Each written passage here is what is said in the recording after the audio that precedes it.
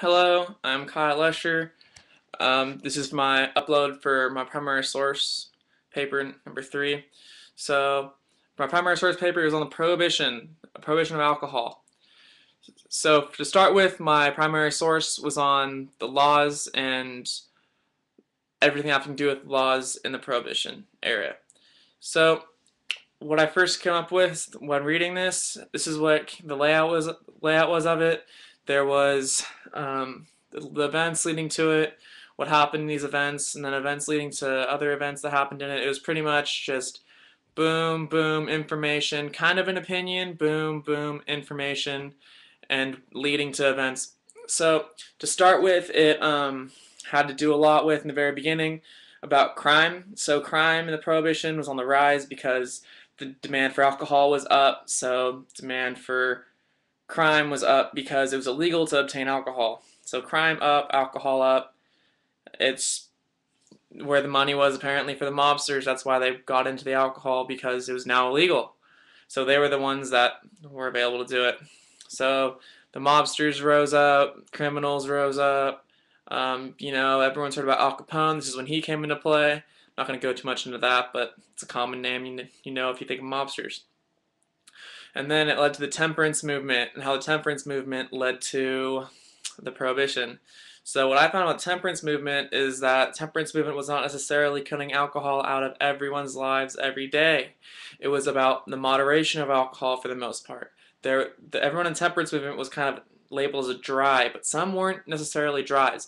Some were just about how they were going to moderate their drinking of alcohol and not go out and binge drink at the bars and stuff like that.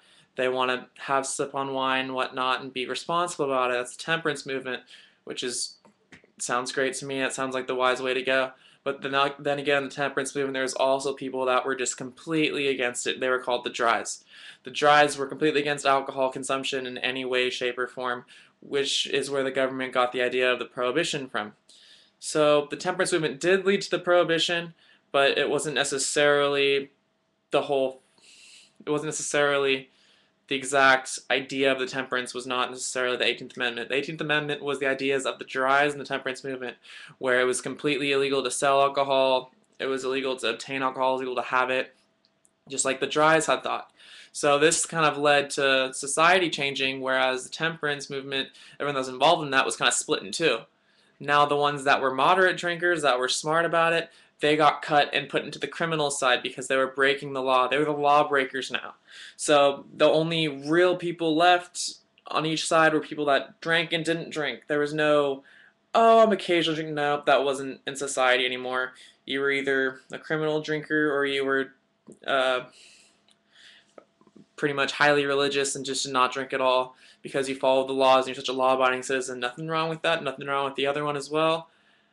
It's just opinion, and that's not what my project's about right now. So after that, I mean, the authors seem to give some different views for different things. So the view the authors seem to give out was that, people are going to do what people are going to do. You can't stop them to a certain extent. And that was a little weird to me. I did not expect that from a primary source. So the primary source was very information given. Like, they gave me a lot of information whenever I needed it.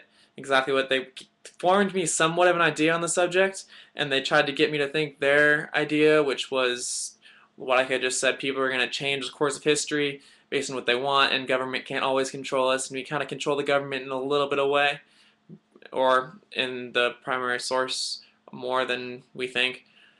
And yeah, so I mean, that's their target source is pretty much a person like me, someone that's looking for information to take in, someone that needs information and also needs a little bit of an opinion to be formed, because my opinion is not fully formed yet. So they're looking to form an opinion in you and also give you information. It wasn't, their audience was not a high government official or anything. It was not like, oh, it was bad because everyone broke the law, it's horrible. It wasn't that opinion. Their writing wasn't putting anyone down. Their writing also wasn't one of the monsters, like, oh yeah, good job, you're making money, it's how the economy flourished, it's how we got out of the depression, is because of this prohibition coming back into play. No, it's not how it was either. I mean, it wasn't one of the mobsters saying we need money, it's how we got money. And it wasn't one of saying, like, giving it an all-out an excuse as this is why we got out of the depression. It wasn't one like that either. It was just one of stating facts almost, and forming an idea of a student. So it was a very good primary source for a student, which is why I chose it. They did have some opinions in there, and it was well written, so that it was kind of hidden. But in my paper, it's a little more drawn out of what they actually said and what ways could have been taken and whatnot. So my opinion is not the primary source's opinion. It is one mixed of it and secondary sources, but that is not important to my project as of now because I am trying to stick to historical documents and how historical events occurred and their significance of them. So that's where I'm at right now. Thank you all for watching, and I appreciate it. Bye.